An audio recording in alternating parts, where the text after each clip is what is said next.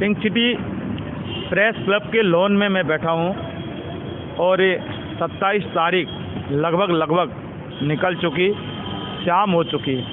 28, 29 2 दिन का वक्त है और 30 तारीख को वोटिंग, 31 को रिजल्ट और फैसला हो जाएगा प्रेस क्लब का इस बार का राजा कौन होगा।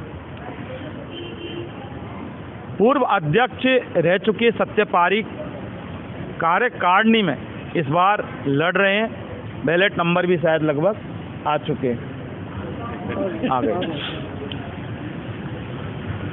कुछ समय पहले काफ़ी गंभीर बीमारी इनको हुई थी, ऑपरेशन भी इनका एक बड़े हॉस्पिटल में हुआ था। और जब इन्होंने अपनी व्यथा सोशल मीडिया पर बताई थी तो उस वीडियो को मैंने खुद ने इन्वेस्टिगेशन मीडिया पर चलाया था कि वरिष्ठ पत्रकार को दुआओं की ज़रूरत, और शायद कहीं ना कहीं होके ईश्वर ने वो जो सुना इस चीज़ को। अब आपके जीवन में आ रहा होगा कि एक अध्यक्ष रह चुके और इस विरासत को खड़ा कर चुके वो व्यक्ति आखिर कार्यकारिणी पद के लिए क्यों लड़ रहे हैं। ये एक बहुत बड़ी महानता इस चीज़ को कह सकते हैं कि सत्य पारीक वरिष्ठ पत्रकार यानी वरिष्ठ और वरिष्ठतम, लेकिन इनका जो फैसला कार्यकारिणी पे लड़ने का, ये आज की तारीख में इस प्रेस क्लब के लिए अध्यक्ष पद के लिए लड़ने से बड़ा फैसला हम इसको मानते हैं। 2 मुख्य विजन है बस। क्या है? देखिए, 2 की जगह अब 3 हो गए। 3 हो गए। मैं थोड़ा सा इसका बैकग्राउंड आपको बता देता हूँ, मेरा लड़ने का कारण क्या है। देखिए, मुझे वैसे कोई पद की भूख है नहीं, मैं बहुत रह लिया, बहुत 5 बार एग्जीक्यूटिव में रह लिया, 2 बार अध्यक्ष रहे, मैंने काम भी खूब किया है।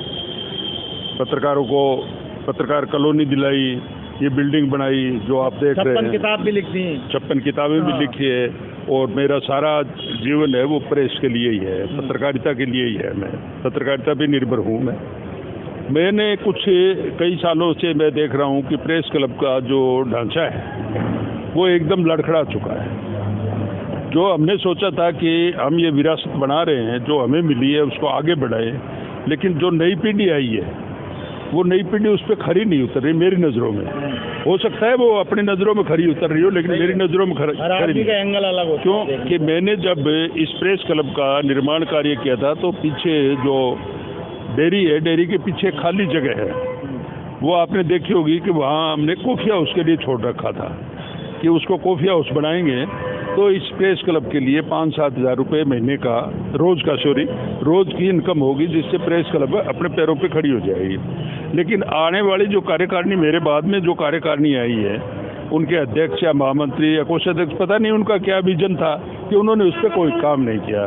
अब मैंने सोचा कि मैं इस ढलती उम्र में अगर कुछ कर जाऊँ तो उसके साथ ही मैंने एक चीज़ और देखी कि यहाँ पे खाली जगह पड़ी है प्रेस क्लब के, ये डेयरी से इधर आएंगे अपने तो खाली जगह पड़ी है। यहाँ पे अगर सर्स पार्लर बन जाए, जैसा कि डेयरी वाले बना के देते हैं, तो हमें उससे भी बहुत ज़्यादा इनकम होगी, पत्रकारों को सुविधा होगी यहाँ पे, और उससे कॉमर्शियल यूज किया जा सकता है। और तीसरा ये है कि प्रेस क्लब का जो मेरे टाइम में 2003-4 में फर्नीचर बना था वो का वो ही है, उसमें कोई बदलाव नहीं हुआ है, वो सारा टूट चुका है। मतलब अव्यवस्थाओं का अंबार लगा हुआ है प्रेस क्लब में, जिसको एक एक करके अगर सुधारा जाए तो मुझे लगता है कि मैं अगर जीत गया तो मैं उसमें कुछ कर पाऊंगा। बाकी तो देखो जैसी टीम आएगी साथ में, मैं जीतूं या हारूं इसका तो मैं नहीं कह सकता, ये मतदाता फैसला करेंगे। लेकिन मेरा ये विजन है, मैं बिना विजन के कभी चुनाव नहीं लड़ा। मेरा ये विजन है कि मैं ये काम करूँगा, क्योंकि मेरे कार्यकाल में यहाँ पे मोहम्मद रफ़ी नाइट, किशोर night, Mukesh night, Lata Mangeshkar night एक प्रेस क्लब के परिवार के सदस्यों को परिवार के लिए इंटरटेनमेंट का साधन होता था। लेकिन अब वो सारा भुला चुके हैं। अब यहाँ पे कभी कोई प्रोग्राम होता नहीं है, वीआईपी की प्रेस कॉन्फ्रेंस यहाँ पे होती नहीं है, क्योंकि कोई कंडक्ट करने वाला ही नहीं है। किसी का ये सोच नहीं है कि हाँ मुख्यमंत्री आए, मंत्री आए, अधिकारी आए, जिससे हमें कुछ मिले। क्योंकि प्रेस को चाहिए खबर तब मिलेगी कि जब यहाँ पे प्रेस कॉन्फ्रेंस हो, अब प्रेस कॉन्फ्रेंस यहाँ जो हो रही है उसको सीरियस नहीं लेते। मैंने इसीलिए ये मीडिया सेंटर बनाया था, लेकिन मीडिया सेंटर का मिसयूज हो रहा है, यूज नहीं हो रहा है। ऊपर सभागार हमारे जो मेरे से पहले पूर्व अध्यक्ष रहे हैं गोविंद चतुर्वेदी, उन लोगों ने बनवाया था वो, लेकिन उसका भी यूज नहीं हो रहा है। वो सारा का सारा ढांचा ही बिखरा पड़ा है ना। इनको इसकी कार्यकारिणी अगर आएगी, उससे मैं रिक्वेस्ट करूंगा मेरे साथियों को, मैं जीत गया तो उनको बताऊंगा कि भाई अपने को ये ऐसा करना चाहिए, तो उससे कुछ आगे बढ़े। यहाँ पे खाने की व्यवस्थाएं सही नहीं है, एकदम सत्यानाश हो रहा है उसका। बार है, बार हमारा बहुत अच्छा है।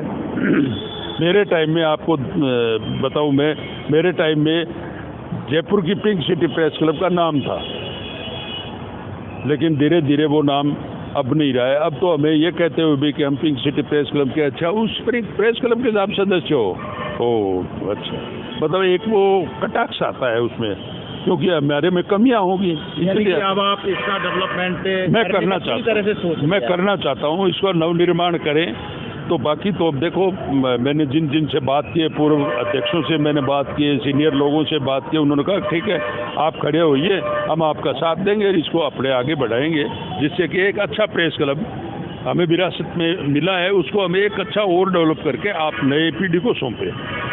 देखिए, सत्य पारीख का ये विजन है, और कहते हैं ना कि जब कोई काम शिद्दत से किया जाता है तो फिर सारी कयानातें उसके साथ लग जाती हैं। और ये जो फैसले, ये बहुत बड़े फैसले हैं और बहुत बड़ा विजन है, क्योंकि प्रेस क्लब के डेवलपमेंट के लिए वाकई इससे बड़ा कोई आज की तारीख में ना विजन हो सकता, ना कोई ग्राउंड हो सकता। और इस विजन को लेकर अगर ये मैदान में उतरे हैं तो प्रेस क्लब के वोटर्स को, मतदाताओं को, ऐसे उम्मीदवार को, ऐसे प्रत्याशी को बिल्कुल लाना होगा, और प्रेस क्लब के भले के लिए लाना भी चाहिए, क्योंकि ये परिवार का, घर का चुनाव है और घर का विकास होना बहुत ज़रूरी है। और घर का विकास कौन करते हैं? वो घर वाले करते हैं। और ये जो व्यक्ति है, ये भी पूर्व अध्यक्ष यानी कि इस घर के मुखिया रह चुके हैं। इन्वेस्टिगेशन मीडिया के लिए पवन कुमार के साथ प्रेस क्लब से मैं